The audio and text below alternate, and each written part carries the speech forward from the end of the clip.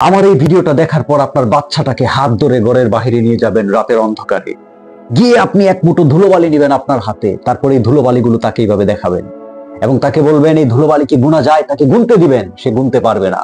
এরপর তাকে বলবেন এই গোটা পৃথিবীর প্রত্যেকটা সমুদ্র সৈকত সবকিছু মিলিয়ে যেই পরিমাণ ধুলোবালি আছে, এর চেয়েও বেশি নক্ষত্র আছে আমাদের এই যে বিশাল আকাশটা মাথার উপরের সেইখানে, এবং এই নক্ষত্রগুলো এত দূরে এবং এত বিশাল যে এগুলো আমাদের মতো মানুষের ব্রেইনের কল্পনাতেও আসা সম্ভব না। এরপর আপনি আপনার বাচ্চাটাকে দেখাবেন এই যে রাতের অন্ধকার, এই যে তার বাড়ির পাশের কাঁঠাল গাছটা, কিংবা এই যে ফসলের মাঠ, এই যে নীল আকাশ, কিংবা এই যে পানি, কিংবা এই যে সূর্যের আলো, এই যে সমস্ত কিছু, এই সব কিছু আছে বলেই কিন্তু তার অস্তিত্ব চলছে। মাত্র 1 মিনিট সে যদি অক্সিজেন না নিতে পারে তাহলে তার অস্তিত্ব নাই হয়ে যাবে। যদি সে পানি পান করতে না পারে কিছুদিন সে নাই হয়ে যাবে। যদি খাদ্য গ্রহণ না করতে পারে সে নাই হয়ে যাবে। যদি এই সূর্যের আলোটাই পৃথিবীতে না আসে তাহলে কোনো কিছুই ফাংশন করবে না। অর্থাৎ সে সহ তার চারপাশে সবকিছুর সাথেই তার অস্তিত্বটা এমন ভাবে জড়িত যে কোনোটাকে ছেড়ে কোনোটা সম্ভব হচ্ছে না। ফলে আপনার ছেলেটা যদি কারো প্রেমে পড়ে দেওয়ানা হয়ে যায়, দেবদাস হয়ে যায়, তাকে বুঝান যে তুমি যে দেবদাস হয়ে গিয়েছো, 1 সেকেন্ড টিকার জন্য তোমার এই পানি প্রয়োজন, সূর্যের আলো প্রয়োজন, অক্সিজেন প্রয়োজন।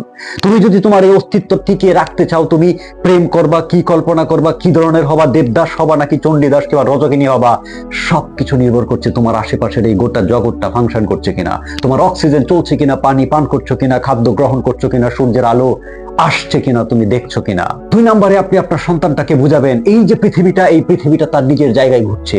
এই যে 4টা রাতের আকাশে, এই 4টা প্রচন্ড ভেগে ঘুরছে পৃথিবীর চারপাশে, গোটা পৃথিবীটা ঘুরছে সূর্যের চারপাশে, সূর্যটা ঘুরছে গোটা গ্যালাক্সির চারপাশে, গোটা গ্যালাক্সিটা ঘুরছে গ্যালাক্সি পুঞ্জের চারপাশে, গোটা গ্যালাক্সি পুঞ্জটা ঘুরছে এই মহাবিশ্বের অন্যান্য গ্যালাক্সিকে সাথে নিয়ে, এবং এই গোটা মহাবিশ্বটাও হয়তোবা ঘুরছে আরো বিশাল কোনো মহাজাগতিক কোনো চক্রের ভিতরে, যেটা এখন পর্যন্ত আমরা মানুষরা জানতে পারি না। অর্থাৎ এইটা আমাদেরকে শেখাতে হবে যে এই ক্ষুদ্র পৃথিবীর ক্ষুদ্র মানুষ কিংবা ক্ষুদ্র কোনো প্রাণী থেকে শুরু করে গোটা মহাবিশ্বের সব কিছুই কাজ করছে তার নিজের জায়গায়। সূর্যটা যদি তার অবস্থান থেকে ঘোরাঘুরি বন্ধ করে দেয় তাহলে গোটা পৃথিবী উলট পালট হয়ে যাবে, কিংবা সেই গ্যালাক্সিটা কিংবা সেই গ্যালাক্সির পয়েন্টটা যদি ঘোরাঘুরি বন্ধ করে দেয় তাহলে গোটা সৌর জগৎ উলট পালট হয়ে যাবে। যদি গ্যালাক্সির ইন্টারনাল সিস্টেমে কোনো ঝামেলা হয়ে যায় তাহলে গোটা মহাবিশ্বটাই উলট পালট হয়ে যাবে।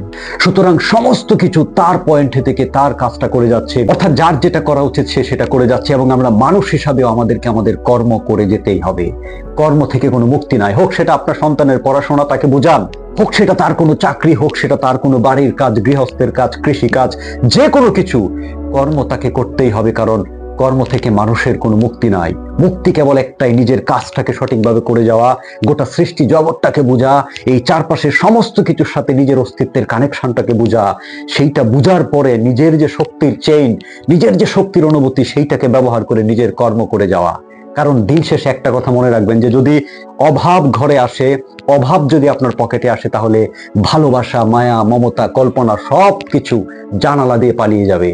এবং আমি বিশ্বাস করি যে এই বাস্তব শিক্ষাটাই আমাদের বাংলাদেশের সন্তানদের, মানুষদের সবার আগে বোঝানো দরকার যে আবেগ, অনুভূতি, ভালোবাসা, প্রেম সবকিছু সেকেন্ডারি।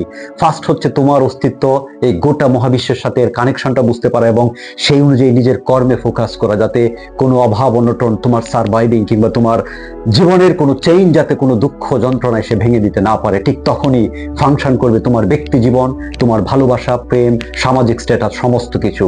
আদারওয়াইজ বাকি সব কিছু ব্যর্থ হয়ে যাবে।